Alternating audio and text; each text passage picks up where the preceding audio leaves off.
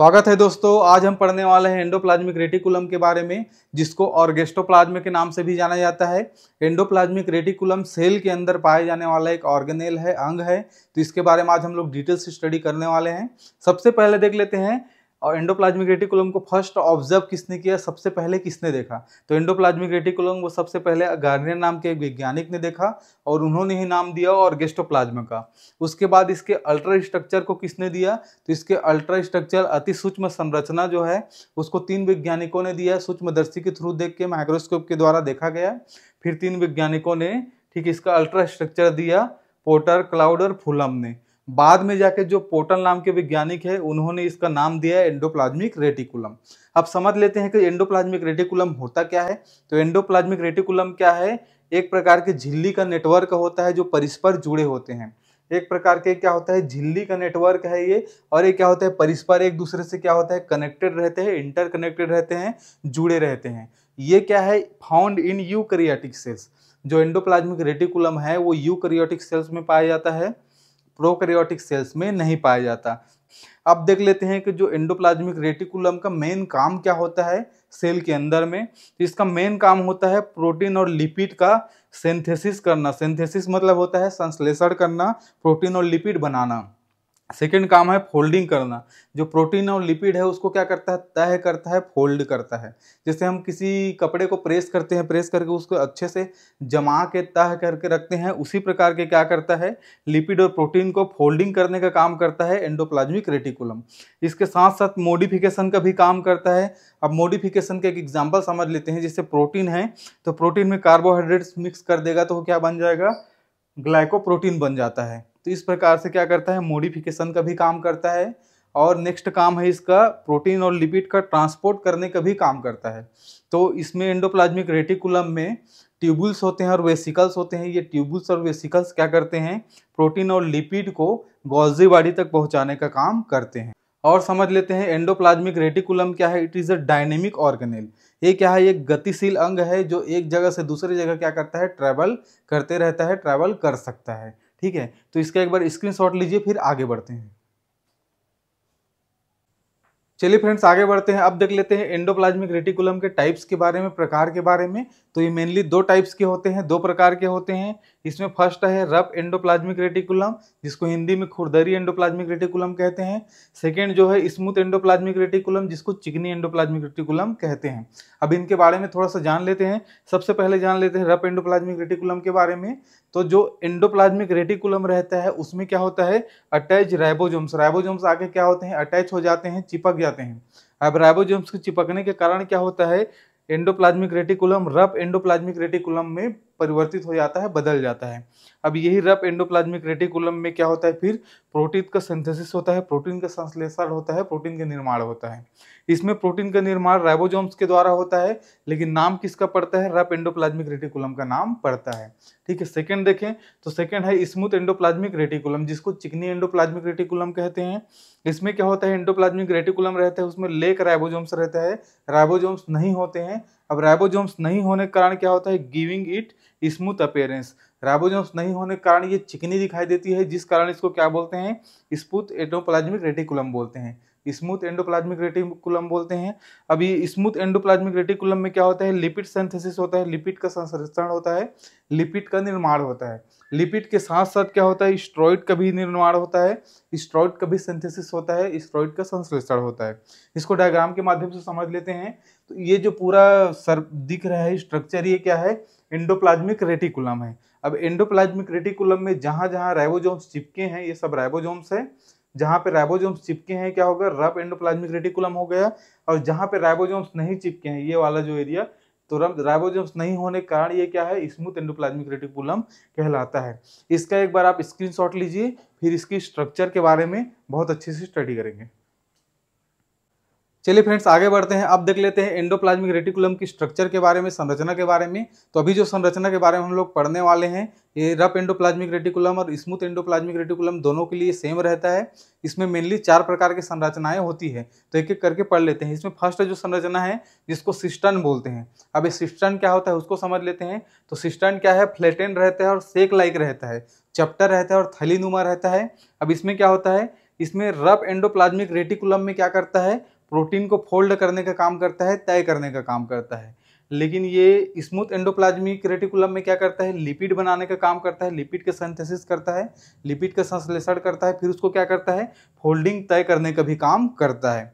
ठीक है, सिस्टन के बारे में हो गए, इसको डायग्राम के माध्यम से थोड़ा समझ लेते हैं।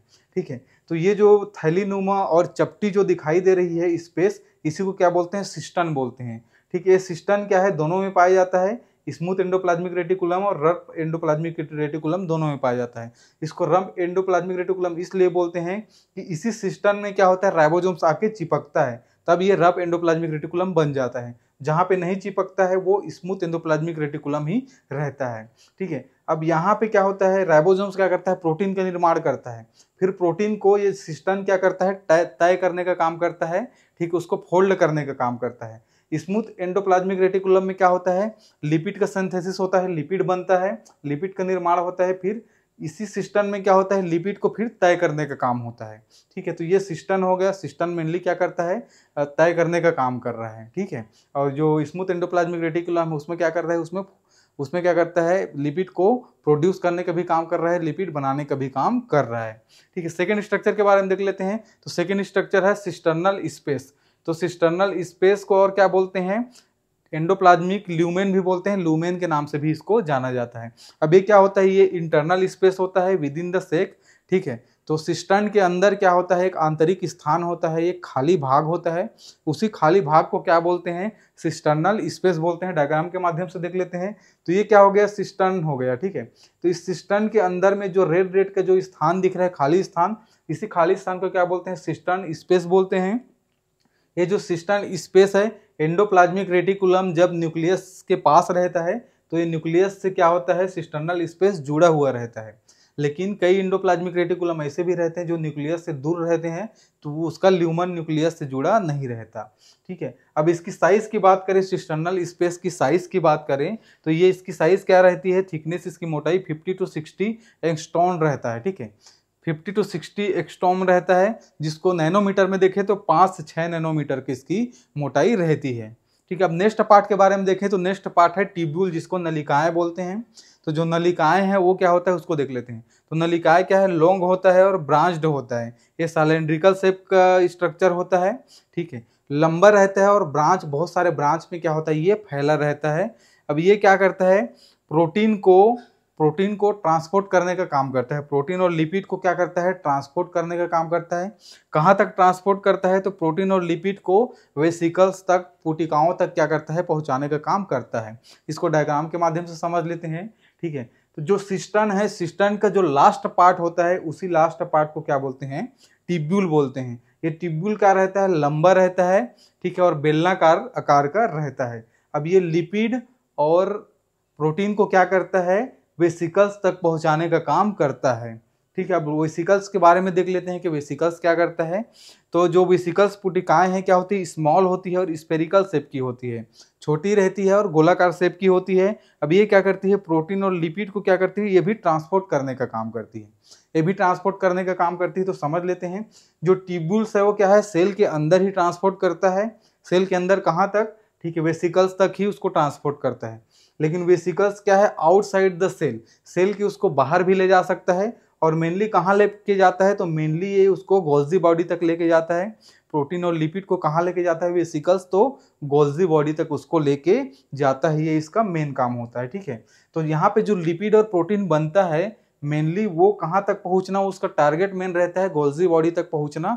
और गोल्जी बॉडी से फिर वो जहाँ तक उसका फाइनल डेस्टिनेशन है, फाइनल जहाँ तक पहुँचना है, वो गोल्जी बॉडी पहुँचाता है।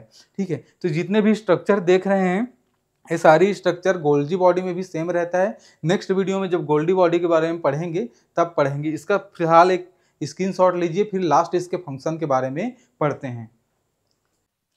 चलिए फ्रेंड्स, आगे बढ़ते हैं। अब देख लेते हैं एंडोप्लाज्मिक रेटिकुलम के फंक्शन के बारे में, कार्य के बारे में। तो इसमें रफ एंडोप्लाज्मिक रेटिकुलम का अलग कार्य होगा, अलग फंक्शन होगा, और स्मूथ एंडोप्लाज्मिक रेटिकुलम का अलग कार्य, अलग फंक्शन होगा। सबसे पहले रफ एंडोप्लाज्मिक रेटिकुलम के फंक्शन के बारे में देख लेते हैं। तो इसमें क्या होता है, प्रोटीन सिंथेसिस होता है, प्रोटीन का संश्लेषण होता है। मेनली इसमें जो राइबोसोम्स रहते हैं, राइबोसोम चिपके रहते हैं जिसमें रफ एंडोप्लाज्मिक रेटिकुलम में वो प्रोटीन का संश्लेषण करते हैं, वो प्रोटीन बनाते हैं, लेकिन हम ऐसा बोलते हैं कि रफ एंडोप्लाज्मिक रेटिकुलम प्रोटीन बना रहा है करके। तो फर्स्ट काम हो गया प्रोटीन का संश्लेषण करना। सेकेंड काम हो गया प्रोटीन को फोल्ड करता है, जो प्रोटीन बना है उसी प्रोटीन को क्या करता है, तय करता है, फोल्ड करता है। और थर्ड क्या है, मॉडिफिकेशन का भी काम करता है। कभी कभी इस प्रोटीन में क्या करता है, कार्बोहाइड्रेट को मिला देता है, ठीक है, कार्बोहाइड्रेट मिलाने के बाद क्या है, वो ग्लाइकोप्रोटीन बन जाता है, तो ऐसे मॉडिफिकेशन का भी काम करता है। थर्ड काम क्या होता है रफ एंडोप्लाज्मिक रेटिकुलम का, प्रोटीन को ट्रांसपोर्ट करने का काम करता है।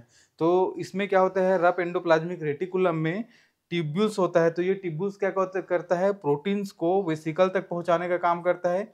फिर ये जो वेसिकल्स हैं जो ट्यूब्यूल से जुड़े हुए रहते हैं, तो ये वेसिकल्स कहाँ तक पहुंचाते हैं, गोल्जी बॉडी तक पहुंचाते हैं। तो मेनली क्या करता है, rough endoplasmic reticulum Golgi body तक प्रोटीन को पहुंचाने का काम करता है, ट्रांसपोर्ट का काम करता है। अब देख लेते हैं स्मूथ एंडोप्लाज्मिक रेटिकुलम के बारे में।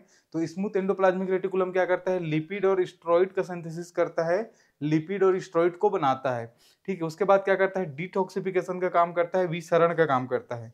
मेनली ये काम ज्यादातर लिवर में होता है। कैसे करता है, तो जो हार्मफुल सब्सटेंस होते हैं जैसे मेडिसिन हो गया, एल्कोहल हो गया, तो उसको मेटाबॉलिज्म के जरिए ऐसा बना देता है कि वो क्या होता है, वाटर में घुलने लायक होता है। तो वाटर में घुल जाता है और वाटर में घुल के फिर क्या होता है, वो बॉडी से बाहर निकल जाता है। तो ऐसे क्या करता है, ये डिटॉक्सिफिकेशन का काम करता है, विसरण का काम करता है, जो विषाक्त पदार्थ रहते हैं उसको क्या करता है, बॉडी से निकालने का काम करता है स्मूथ एंडोप्लाज्मिक रेटिकुलम, ठीक। थर्ड इसका काम देख लेते हैं। तो थर्ड है कैल्शियम की स्टोरेज।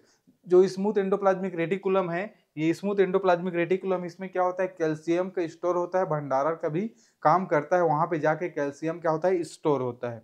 थर्ड काम हो गया। फोर्थ देख लेते हैं। फोर्थ क्या है, कार्बोहाइड्रेट का मेटाबॉलिज्म करता है। जो कार्बोहाइड्रेट है उसको क्या करता है, मेटाबोलाइज करने का, छोटे छोटे कण में टूटने का भी वो काम होता है, कहाँ पे, स्मूथ एंडोप्लाज्मिक रेटिकुलम में, ठीक है। और क्या करता है, तो लिपिड को फोल्डिंग करने का काम करता है। अब लिपिड यहाँ पे बन गया है तो उस लिपिड को क्या करेगा, फोल्ड करने का भी काम करता है, तय करने का, और फोल्ड करके फिर क्या करता है, उसका परिवहन करता है, ट्रांसपोर्ट करता है। तो जो स्मूथ एंडोप्लाज्मिक रेटिकुलम रहता है उसमें भी क्या होता है, ट्यूब्यूल्स होते हैं और वेसिकल्स होते हैं।